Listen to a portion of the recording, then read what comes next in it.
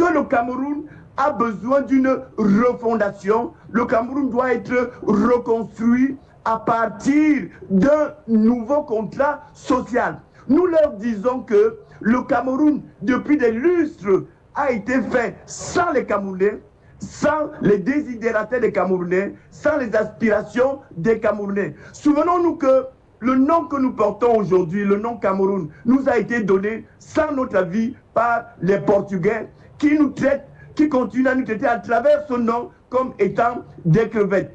Après les Portugais, les Allemands sont arrivés, ont dessiné une carte du Cameroun sans demander notre avis. Ils ont mis en place des infrastructures dans leur intérêt quasi exclusif, sans demander notre avis, sans se soucier des intérêts des désidateurs des Camerounais. Ils s'en sont allés, peu importe les moyens, ils ont été remplacés par les Anglais et les Français, sans que la vie des citoyens camerounais, sans que la vie des Camerounais soit interpellée. On a mis en place, après le départ, prétendument, départ, il faut bien le dire, on a mis en place des personnes qui sont appelées à continuer l'œuvre des dominateurs. C'est pour dire que ça dure depuis très longtemps que le Cameroun se fait sans les Camerounais. Il est donc grand temps d'appeler les Camerounais de l'intérieur comme de l'intérieur à un nouveau pacte social. Il s'agit pour acquérir, vous voulez que je le dise, c'est le message que nous sommes venus transmettre aux Camerounais et à la diaspora à la veille de la convocation du corps électoral. Il faut se mettre ensemble pour penser le Cameroun. Nous sommes prêts. Nous attendons la convocation du corps électoral qui sera appelé, bien évidemment, à partir des textes de loi qui sont uniques parce que consacrant quasiment l'arbitraire du chef de l'État qui nous l'a dit, le représentant du RDPC, à 4 semaines. Pourquoi a-t-il besoin de naviguer dans l'incertitude de 4 semaines? N'est-il pas beaucoup plus aisé pour la transparence du processus électoral de nous dire d'ores et déjà, je convoquerai le corps électoral tel jour ou alors l'élection aura lieu exactement tel jour. On comprend alors qu'il s'agit en réalité d'une norme juridique derrière laquelle la dictature se réfugie. Bienvenue à Bama. Je vous en prie. Prof, dites-moi, est-ce qu'aujourd'hui on parle de convocation imminente du corps électoral? Quels sont, de votre point de vue, des implications politiques et voire même juridiques de la convocation de ce corps électoral dans un contexte aussi sensible que celui dans lequel nous vivons depuis quelques semaines?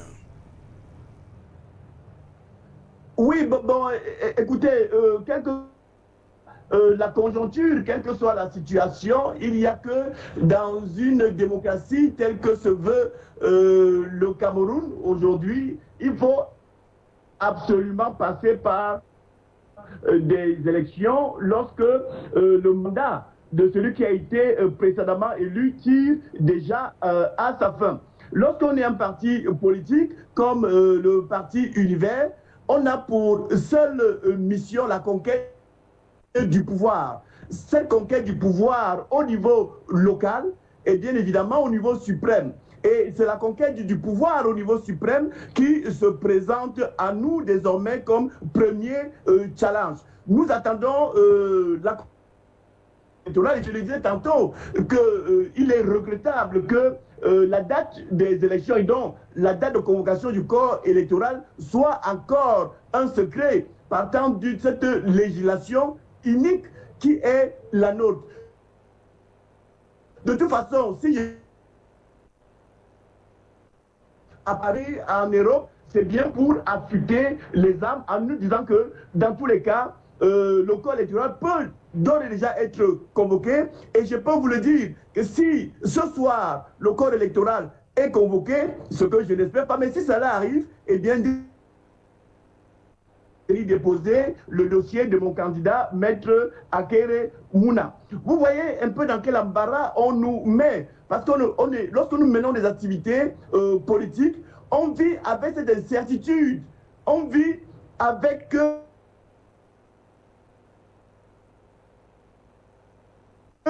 on peut le dire maintenant, cette épée de Damoclès placée sur notre tête. Et cette épée, c'est la convocation électorale. Parce que nos adversaires, qui sont en même temps commissaires du match, arbitres, eux, ils savent à quel moment ils vont convoquer le corps électoral, mais ils gardent la date secrète pour voir. Et qu'ils ne pensent pas que, parce qu'en ce moment, je suis à Paris en tant que leader du Parti Nouvelle, ils vont me surprendre. Non. Nuit et jour, nous sommes à l'affût. Nuit et jour, nos oreilles sont tendues du côté de Yaoundé. Ils convoquent le corps électoral, eh bien nous serons prêts à participer à cette compétition électorale. Prêt à partir sans que ce corps électoral ne soit toiletté? Saint-Jalin, je voudrais relever à votre attention que depuis 2023, en décembre 2023, où nous avons tenu notre convention au cours de laquelle le professeur Maurice Kamto a été investi comme candidat du mouvement pour la renaissance du Cameroun et de l'Alliance pour le changement, l'Alliance politique pour le changement, l'APC. Le président Maurice Kamto est prêt, et vous l'avez suivi lorsqu'il a tenu son meeting à Paris le 31 mai sur la place de la République. Il a commencé par dire qu'il est prêt. Quelle que soit la date, nous sommes prêts. Et comme vous l'avez indiqué, il y a la plage qui est indiquée par la Constitution et le Code électoral. Et nous sommes préparés en conséquence. Nous avons préparé tous nos militants à participer massivement à cette élection. Nous avons préparé également les Camerounais à participer massivement à cette élection, et nous sommes organisés à y prendre part et à être dans tous les bureaux de vote.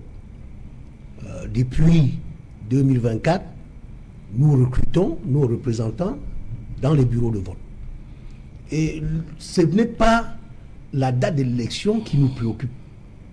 Ce qui nous préoccupe, c'est que, comme vous avez parlé de convocation imminente du corps électoral, c'est l'acte qui va déclencher le processus qui va conduire à l'élection du président de la République du Cameroun en 2025. Et nous sommes en 2025, une année cruciale. Et au seuil de ce processus, ce qui inquiète, c'est le contexte actuel. Ce qui inquiète le professeur Koubondo a bien fait de le relever. Il y a des incertitudes. Tous les yeux sont braqués sur le Cameroun et les questions se posent. Les gens s'interrogent. Qu'est-ce qui va se passer au Cameroun en 2025 avec l'élection du président de la République? Parce que quand on est objectif, on ne peut pas être tout à fait rassuré de ce qui va se passer. Au regard des différents constats que nous faisons, nous sommes inquiets qu'on puisse avoir un scrutin tumultueux, un scrutin étincelant. Comment Parce ça viendra de quoi? Oui. Ça viendra d'où? Ça viendra de ce que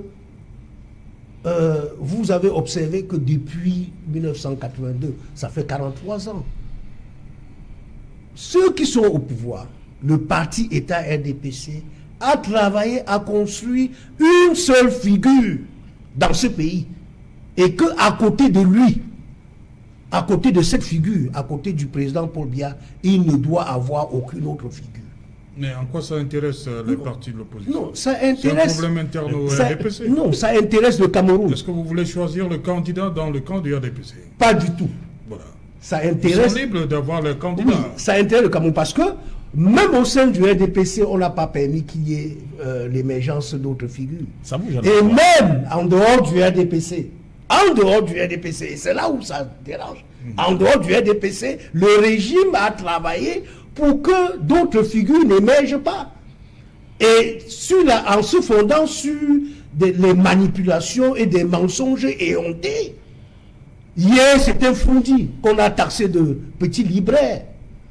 Aujourd'hui, c'est le professeur Kamto qu'on affuble de tous les mots, qu'on le couvre de tous les sarcasmes et qu'on le traite de petit politicien malgré les efforts déployés pour construire un parti politique qui a une envergure nationale et internationale comme le Mouvement pour la Renaissance du Cameroun. Donc vous voyez qu'avec tout ça, il n'y a pas de certitude pour ce qui va se passer. Merci. Et également, il n'y a pas que ça, Saint-Jalin autour. Le deuxième constat, c'est que le régime refuse d'appliquer la loi. Souvenez-vous, nous sommes encore là avec l'article 80 du Code électoral pour la publication de la liste nationale. Je vous ai donc posé la question. Oui. Avec tout ça. Oui, avec tout ça, on est tous. Vous m'avez dit non, nous sommes prêts. Nous sommes prêts. Nous sommes prêts. Bon, mais il y a également la liste électorale. Il y a la liste électorale nationale qui n'est pas publiée. Si elle n'est pas publiée, nous allons aux élections. Voilà, ok. Également, ce qui nous inquiète, c'est le respect des textes par Elecam et le Conseil constitutionnel. Le professeur Maurice Kamto a bien fait de relever dans sa déclaration, sa lettre adressée aux militants de Douala hier, qu'il y a ces deux instances-là. Que si ces deux instances font leur travail, tout comme avait dit la doyenne d'âge de l'Assemblée nationale, honorable Fégué, que chacun doit faire son travail. Si chacun fait son travail et qu'on respecte la loi, tout comme le professeur Kamto a dit à Paris. Elle a également interpellé les hommes politiques, oui, les acteurs. Donc vous devez faire votre travail aussi. Nous faisons le nôtre. Okay. Et nous faisons le nôtre. Donc, rappeler, il faut seulement que les instances respectent les lois. Justement. Pour qu'on puisse espérer une élection apaisée. Apaisée. Pour le vainqueur ou le vaincu, celui qui aura perdu, va appeler pour le féliciter. Maître Achille Lodjo d'abord. Voilà, le SDF a son candidat. Où est-ce que vous en êtes avec... si jamais le corps électoral est convoqué, comme je l'ai dit, c'est dans quelques semaines, dans quelques jours, dans quelques heures même, le président peut convoquer à tout moment. Le SDF est-il prêt? En êtes-vous avec... vous êtes prêt à vous jeter? Allô? Si ça arrive, tout de suite. Serge Alain, oui. Le SDF est serein. Le SDF, depuis belle lurette, a un candidat qui a été élu lors d'un congrès extraordinaire. Le SDF a son candidat, l'honorable président national, Joshua aussi, que je salue en passant. Hier, il était face à certains journalistes pour dire ce qu'il entendait de ce Cameroun au soir de l'élection présidentielle d'octobre 2025. C'était un exercice passionnant et les Camerounais de tous bords, de l'intérieur comme de la diaspora, ont découvert un homme jeune, pluridimensionnel en ce qui concerne les compétences, bilingue, parfaitement bilingue, qui maîtrise le pays de l'intérieur comme tous dont le pays a besoin à l'international. Donc, c'était un exercice très émouvant. Alors, ces gens-là, pour continuer, il y a des contre-vérités qui ont été dites sur ce plateau. Je voudrais, si vous... Oui, justement, quand vous nous appelez ici, c'est d'abord pour la bonne gouverne de ceux qui nous écoutent. Justement. Si vous avez votre code électoral avec vous... Toujours. Oui, si vous pouvez nous donner lecture de l'article 86, alinéa 3, ou alors à l'alinéa 3 de l'article 86 de ce code, et puis je vous dirai ce que j'entendais par contre-vérité. Voilà, l'article 86 rentre dans le chapitre 5. L'alinéa 3. Chapitre 5 de la convocation du corps électoral. Article 86, justement, alinéa 3, le scrutin doit avoir lieu un dimanche ou un jour qui est déclaré férié et chômé. Il ne peut durer qu'un jour.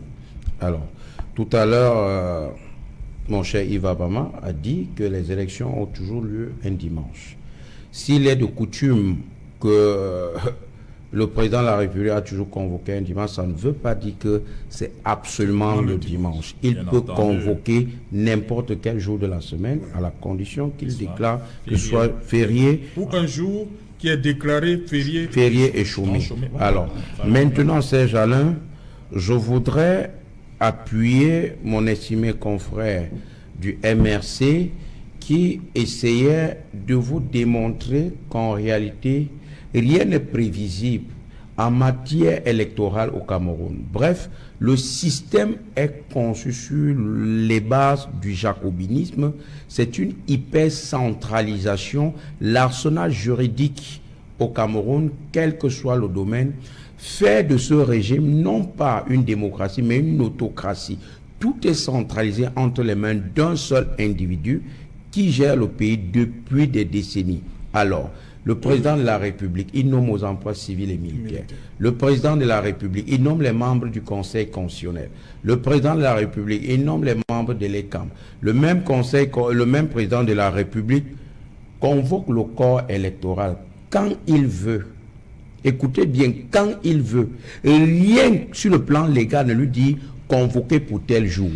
J'ai bien suivi le représentant du RDPC dans son explication et son analyse lorsqu'il disait qu'il réserve 4 dimanches, je sais pour qui, alors qu'on était là pour les téléspectateurs. Mais je voudrais tout simplement dire que c'est à dessein qu'il le fait, parce qu'il sait que en disant dans les 4 dimanches entre le 17 septembre et le 17 octobre, il sait que c'est le président qui choisit quand ça l'enchante pour dire alors je vous appelle aux élections à telle date. Rien n'est prévu dans des démocraties qui se respectent. Exemple. Serge Alain, Exemple. on connaît la date des élections. Lors de ce petit débat que tu as eu avec Serge Alain, je vous ai laissé faire. Serge Alain t'a pris l'exemple des États-Unis. Alors, laisse-moi donc continuer.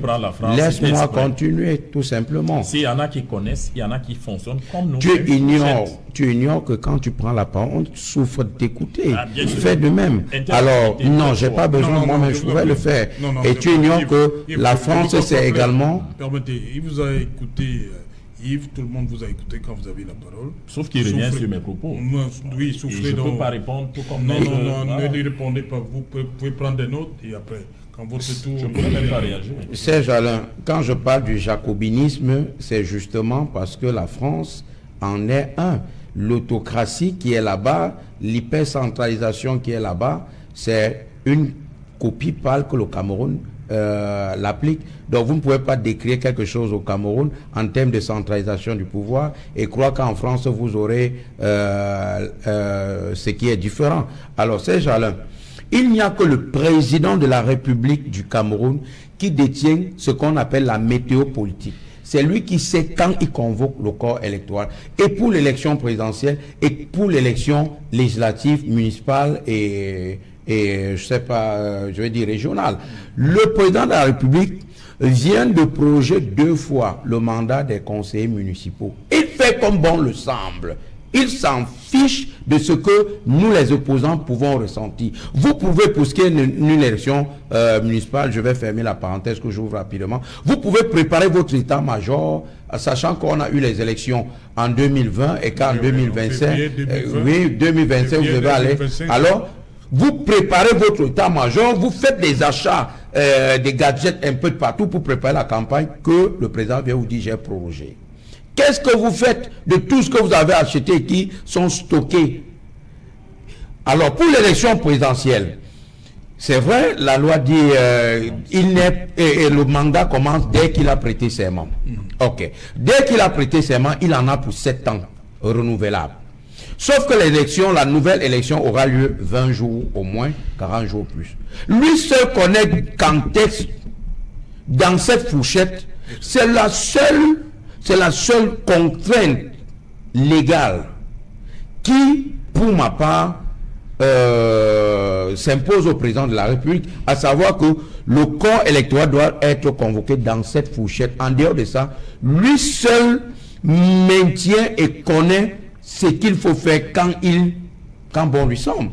Alors, nous disons, Serge Alain, cette tricherie devrait cesser parce que les hommes politiques, les partis politiques doivent affûter les armes. Pourquoi affûter les armes? Nous disons 2025, c'est l'année charnière. Si nous laissons encore, surtout ceux qui se disent ce sont les oubliés du régime du renouveau, alors que c'est les mêmes. Quand vous dites si vous laissez, ça veut dire quoi? Si vous dites 2025, si vous laissez, ça veut dire... C'est une année charnière. Si nous laissons l'occasion passer, l'occasion C'est pas l'appel à l'insurrection aussi? Non, ces gens-là. Vous connaissez que Maître Achille Ledio, non seulement... Non, je demande, parce que... Non, loin d'être... Quand on dit 2025... loin d'être un juriste, Oui. est un républicain. Justement. Et vous allez prendre toutes les bandes de mes passages dans toutes les chaînes, dans tous Non, les je dis plateaux. parce que vous dites que 2025...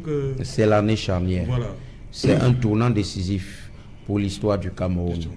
C'est l'année qui restera, ou alors qui devrait rester dans l'histoire du Cameroun et qui devrait être enseigné à nos enfants que après 43 ans de pouvoir, l'opposition, dans une témérité, Ok. a pu renverser un système. Ces gens-là, Oui. le SDF que je représente sur ce plateau n'a nullement la volonté de renverser ce régime par une insurrection. Si l'on avait cet ADN, c'est pas aujourd'hui que l'on l'aurait fait. Mais nous sommes sereins. Le SDF est un parti légaliste, républicain. À l'entame de mon propos, je vous ai dit, nous sommes prêts, nous avons déjà notre candidat. Vous ne pouvez pas avoir votre candidat et croire que c'est la rue qui mettra ce candidat au pouvoir. Ce sont les jeunes. Au soir d'octobre 2025, vous allez voir ces jalons. Le troisième président de la République du Cameroun s'appellera Joshua aussi. Ok. Merci. Jean-Marie Aymon, pour vous, cette convocation en tant qu'analyste politique signifie quoi dans le calendrier? Il y a déjà des problèmes. Vous avez suivi l'échange entre Yves Aboma et Maître Achille Ledio sur rien n'est clair. On est dans la fourchette. C'est le président seul qui va décider de quand est-ce que le corps électoral pourra se rendre aux urnes pour l'élection du président de la République.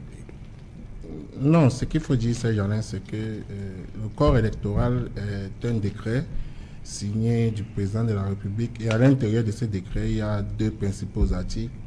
Le premier article est une invitation aux électeurs à aller aux urnes élire leur président. Et dans cet article, il est précisé le jour du scrutin. Et l'article 2 de ce décret, il me semble que ça concerne les heures d'ouverture et de fermeture des bureaux de vote. Je crois que ce décret, de par la loi électorale, notamment l'article 86 alinéa 2, qui est relatif à la convocation du corps électoral, est légal. Je crois que le président est dans ses prérogatives. On peut donc le dire, peut-être pour le regretter, que le président peut naviguer sur ce que la loi lui permet, notamment l'intervalle de 20 jours au moins et 50 jours au plus,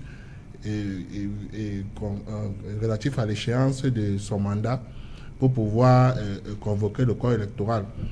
On aurait peut-être souhaité que ce soit fait par, pourquoi pas le Conseil électoral ou même les CAM, parce que le président national du RDPC est en même temps président de la République et potentiel candidat à l'élection présidentielle. D'où la frustration peut-être de certains partis de l'opposition qui peuvent estimer qu'ils sont un peu lésés et que seul le pouvoir revient au président de choisir à quel moment il doit convoquer le corps électoral. Mais si on s'en tient à cet intervalle-là, je crois que pour le moment, la loi est là, on ne va pas la changer d'ici là, même si on espère qu'elle soit améliorée. Mais pour le moment, les partis doivent se préparer. Je crois que les partis politiques qui concourent à l'expression du suffrage ont pris le temps de se préparer. Ils ont affûté leurs armes. Vous avez entendu Maître Lodjo tout à l'heure du SDF et Maître Fidel Dubissi du MRC. Je crois que même le candidat du RDPC, le communicant du RDPC qui est ici, ils sont tous préparés à aller à cette élection. Maintenant, tout ce qu'on espère, c'est que ce processus soit vraiment simple, parce que ce qu'il faut dire, c'est que c'est à partir de la convocation du corps électoral que le processus est lancé jusqu'à la proclamation des résultats. Et ce qu'il fallait rappeler également, s'il en était besoin, c'est que les potentiels électeurs qui ne se sont pas encore inscrits sur les listes électorales doivent savoir qu'une fois que le corps électoral est convoqué, le processus d'inscription est définitivement fermé. Donc c'est le moment pour eux, c'est le lieu pour eux de courir vers les points d'inscription au niveau des antennes communales de l'ECAM pour pouvoir s'inscrire s'ils veulent participer à cette grande messe de 2025 qui arrive en octobre. Ok. Professeur Nkoumvandor.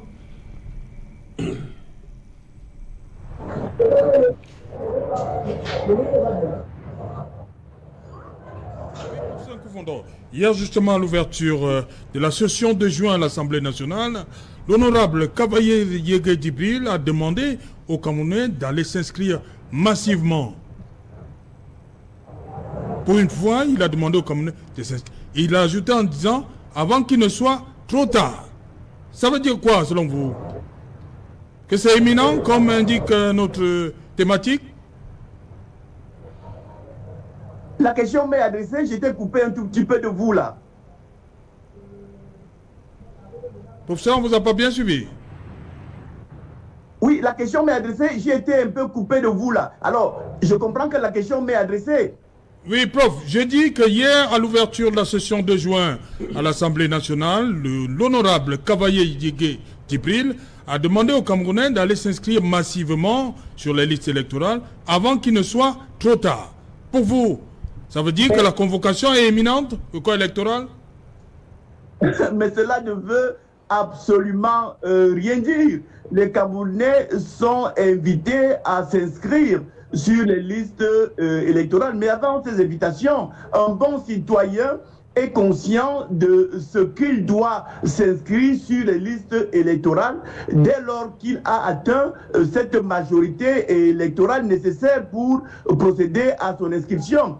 Tout comme le bon citoyen doit savoir que lorsqu'il a été inscrit quelque part et qu'entre-temps il a changé de résidence ou de domicile, il doit pouvoir transférer son inscription au nouvel espace où il réside en ce moment, ou à tout le moins à cet espace qui sera le sien lorsqu'il faudra aller voter pour que son acte citoyen de vote lui soit facilité. Donc il n'y a rien de nouveau sous le soleil par rapport à ce qu'a dit le président de l'Assemblée nationale. Mais comme je dois répondre à vos questions, c'est pour ça que je suis allé de ce côté-là. Mais je voulais dire avant de continuer que m'adressant aux représentants du RDPC sur le plateau, j'ai envie de lui dire et le dire à tous ceux qui nous écoutent et nous regardent en ce moment